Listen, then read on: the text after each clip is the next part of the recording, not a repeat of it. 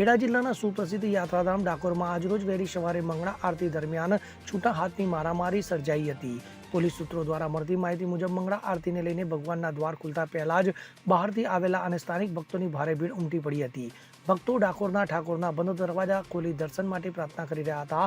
ત્યારે ગર્ભગૃહની સામે જ મંદિરના પરિસરમાં કેટલાક ભક્તો વચ્ચે ઉગ્ર બોલાચાલી શરૂ થઈ હતી, જે બાદ આ ભક્તો વચ્ચે છૂટા હાથે મારામારી સર્જાઈ હતી. તો મારામારીની ઘટના બનતા ડાકોર મંદિરની રણછોડ સેના અને સ્થાનિક પોલીસ દ્વારા મારામારી કરતા ભક્તોને સમજાવી બહાર કાઢવામાં આવ્યા હતા, જે બાદ સમગ્ર મામલો પોલીસ મથકે પહોંચ્યો હતો, જેથી પોલીસે મંદિરમાં કાયદો અને વ્યવસ્થા જળવાઈ રહે તે હેતુસર ઘટનાની ગંભીરતા સમજી ઘટનાના સીસીટીવી ચેક કરી ભવિષ્યમાં આવી ઘટનાઓ બનતા અટકે તે હેતુસરની કામગીરી હાથ ધરાઈ હતી. Bureau report CN24 news. હવે જુઓ દેશ દુનિયાની તમામ ખબરો તમારી આંગળીના ટેરવે.